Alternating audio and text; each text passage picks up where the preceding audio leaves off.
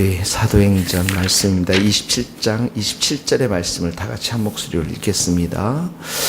27장 27절입니다. 열나흘째 되는 날 밤에 우리가 아드리아 바다에서 이리저리로 쫓겨가다가 차중쯤 되어 사공들이 어느 육지에 가까워지는 줄을 짐작하고 물을 재어보니 20길이 되고 조금 가다가 다시 재니 15길이라 암초에 걸릴까 하여 고물로 닷넷을 내리고 날이 새기를 고대하니라. 사공들이 도망하고자 하여 이 물에서 닷을 내리고 채하고 거룻배를 바다에 내려놓거들 바울이 백부장과 군인들에게 이르되 이 사람들이 배에 있지 아니하면 너희가 구원을 얻지 못하리라 하니 이에 군인들이 거룻배를 줄을 끊어 떼어버리리. 날이 새어가며 바울이 여러 사람에게 음식 먹기를 권하여 이르되 너희가 기다리며 먹지 못하고 줄인지라 오늘날까지 열나흘인즉 음식 먹기를 권하노니 이것이 너희의 구원을 위하는 것이요 너희 중 머리카락 하나도 잃을 자가 없으리라 하고 떡을 가져다가 모든 사람 앞에서 하나님께 축사하고 떼어 먹기를 시작하며 그들도 다 안심하고 받아 먹으니 배에 있는 우리의 수는 전부 276명이라. 배부르게 먹고 밀을 바다에 버려 배를 가볍게 하였더니 날이 새며 어느 땅인지 알지 못하나 경사진 해안으로 된 항만이 눈에 띄어거늘 배를 거기에 들여다 댈 수 있는가 의논한 후 닷을 끊어 바다에 버리는 동시에 키를 풀어 늦추고 돛을 달고 바람에 맞추어 해안을 향하여 들어가다가 두 물이 합하여 흐르는 곳을 만나 배를 걸매 이 물은 부딪혀 움직일 수 없이 붓고 고물은 큰 물결에 깨어져 가니 군인들은 죄수가 헤엄쳐서 도망할까 하여 그들을 죽이는 것이 좋다 하였으나 백부장이 바울을 구원하려 하여 그들의 뜻을 막고 헤엄칠 줄 아는 사람들을 명하여 물에 뛰어내려 먼저 육지에 나가게 하고 그 남은 사람들은 널조각 혹은 배 물건에 의지하여 나가게 하니 마침내 사람들이 다 상륙하여 구조되니라. 아멘.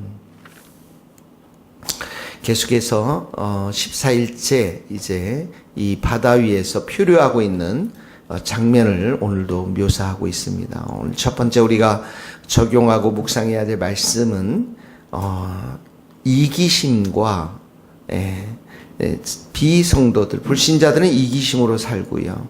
그러한 성도들은 다른 사람을 살리면서 살고 있는 장면이 오늘 눈에 들어옵니다. 27절에 보면 사공들이 어느 육지에 이제 가까운 줄을 짐작했는데 30절에 보니까 이 사공들은 이제 선원들 말하는 거죠. 도망하기를 원했습니다. 그러니까 고생을 많이 했고 이들은 어떡합니까? 자기만 살겠다라는 생각과 이런 마음으로 이기심을 가지고 그 자리를 이제 피하려고 하는 것이죠. 그래서 보니까 이 물에서 닻을 내리는 채 하고, 그러니까 도망칠 속셈으로 인해서, 뱃머리에서 닻을 내리는 척 하면서, 이제 바다에 내려놓고 도망하려고 하는 것이죠. 자기만 살겠다고 하는 그러한 모습들, 도망하고자 하는 모습들, 자기만을 위한 모습들, 이 이기심은 바로 불신자들이 가지고 있는 부패한 본성을 가진 사람들의 자연적인 그러한 모습인 것입니다. 자, 32절에 보니까 31절에 바울이 이 사람들 모두가 이 배에 있어야 구원을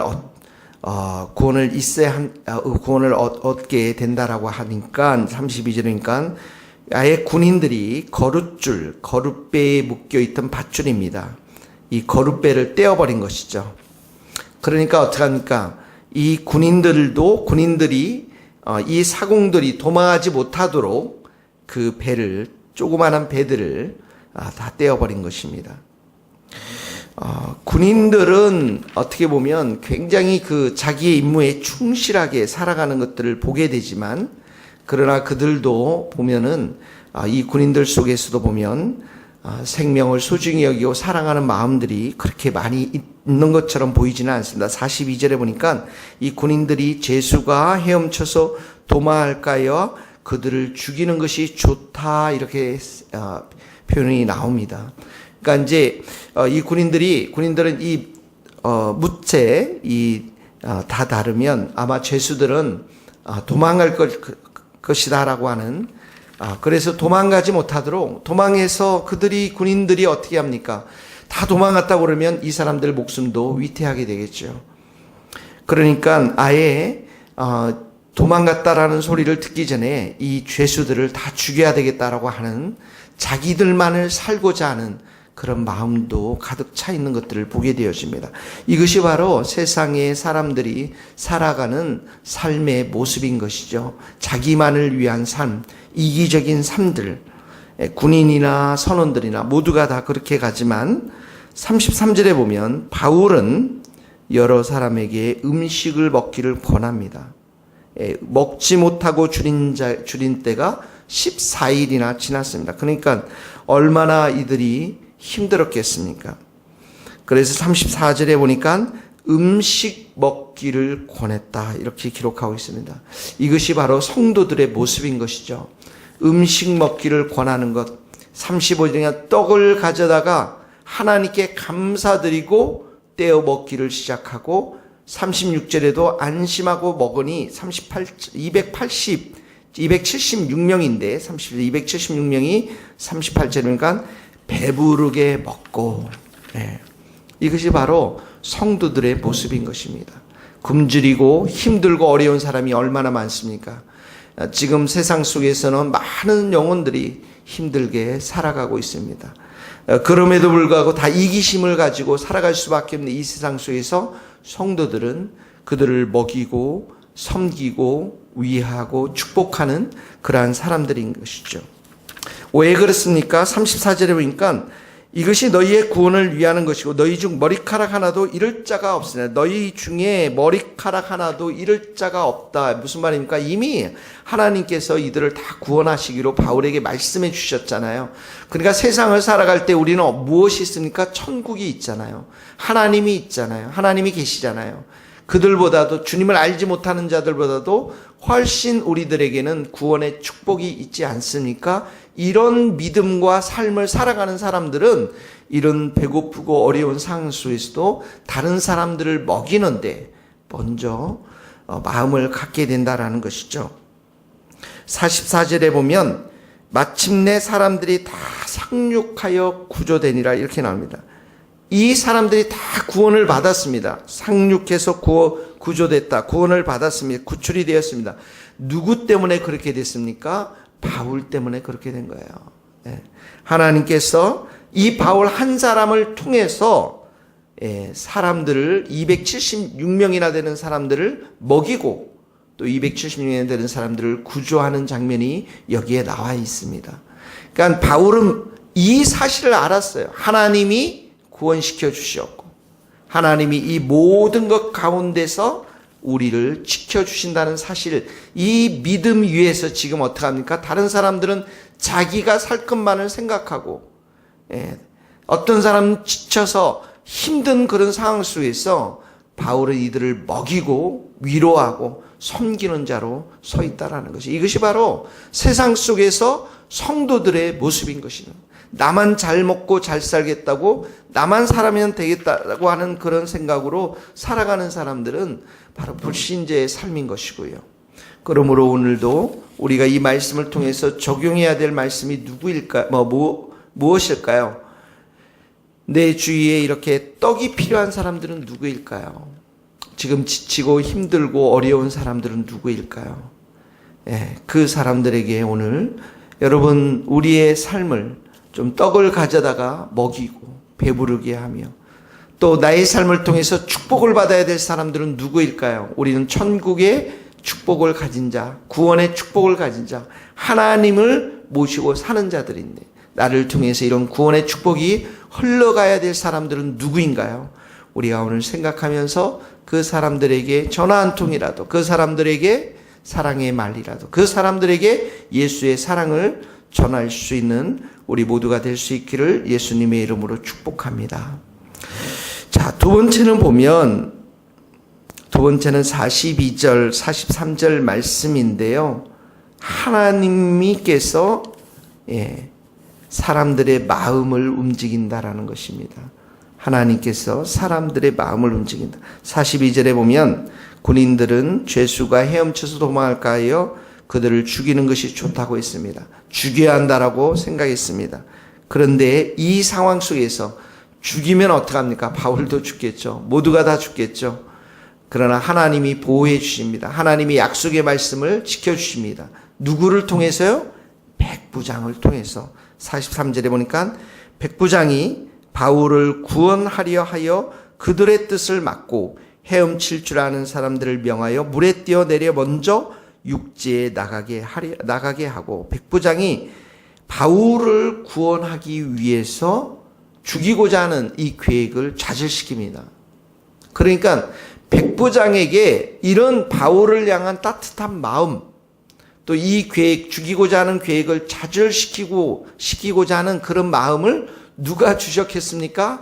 하나님이 주신 것입니다. 왕의 마음을 누가 움직이십니까? 하나님이 움직이는 것입니다.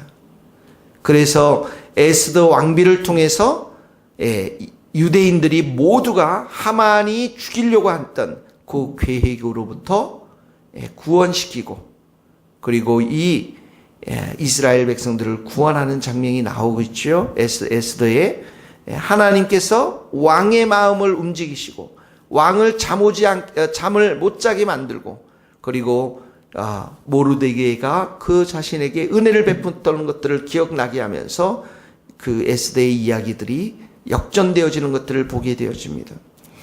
요셉의 이야기도 요셉이 가는 곳곳마다 하나님이 함께 하심으로 또 형통하게 했던 것들을 보게 되어집니다. 우리가 이 땅 가운데 살고 있지만, 불신자들 가운데 살고 있지만, 백부장과 같은 사람들을 하나님께서 우리들 주위에 예비해 놓으신 줄 믿습니다.